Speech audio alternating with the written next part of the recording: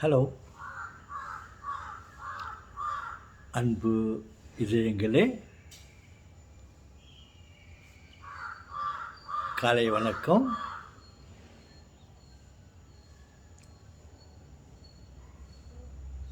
நலம் நலமறிய ஆவல்.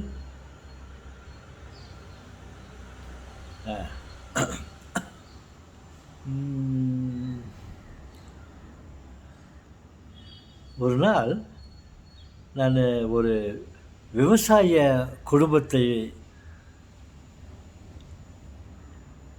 கவனித்து கொண்டிருந்தேன்.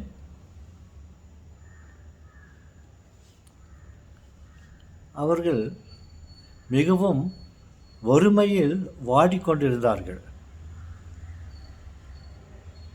வெயில்,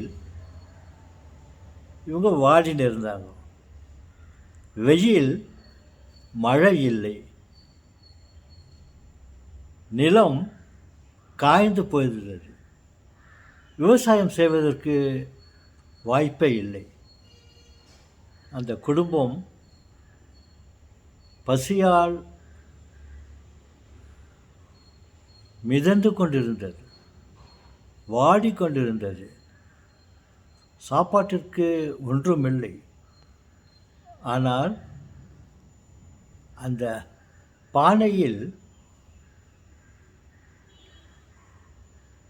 விதைக்காக கொஞ்சம் அரிசி வச்சிருந்தாங்க. அவர்கள் மிகவும் பசியால் வாடிக்கொண்டிருந்தார்கள். அங்கே விதைக்காக வைக்கப்பட்டிருந்த அரிசி மூட்டை இருந்தது. பிறப்புகளே, உடன்பிறப்புகளே, அவர்கள் அந்த விதைக்காக வைத்திருந்த அரிசியை சமைத்து சாப்பிடவில்லை.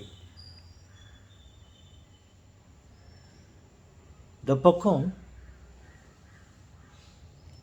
2-3 எலிங்க ஓடி நின்றுச்சு. அந்த எலியை பிடிச்சு சமைத்து சாப்பிட்டார்கள். ஆனால் விதைக்காக வைத்திருந்த அரிசியை அவர்கள் சமைக்கவில்லை. அவருடைய பெருந்தன்மையை பார்த்தீர்களா? குழந்தைகள், கணவன், மனைவி பசியால் வாடிக்கொண்டிருந்தார்கள். அரிசி இருந்தும், விதைக்காக வைத்திருந்த அரிசி இருந்தும் அதை அவர்கள் சமைத்து சாப்பிடவில்லை. எலியை வேண்டுமானாலும் நாம் சாப்பிட்டு விடலாம், விதைக்காக வைத்திருந்த அரிசியை நாம் சாப்பிடக்கூடாது. நாம் இன்று சாப்பிட்டு விட்டால் நாளைக்கு அறுவடை செய்ய முடியாது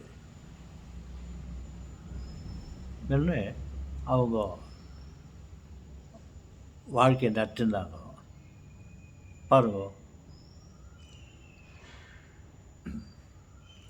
கடவுள் என்னும் முதலாளி, கண்டெடுத்த தொழிலாளி, விவசாயி.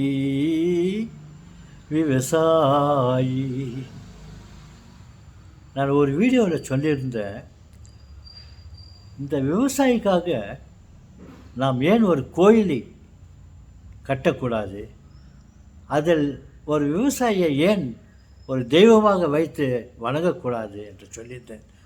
நினைவு இருக்கலாம். அதே சமயத்தில் நாம் கோயில் கட்டி சிலை வைத்து வணங்காவிட்டாலும் அவர்களை நினைத்து அவர்களுக்காக நாம் மன்றாடுவோம்.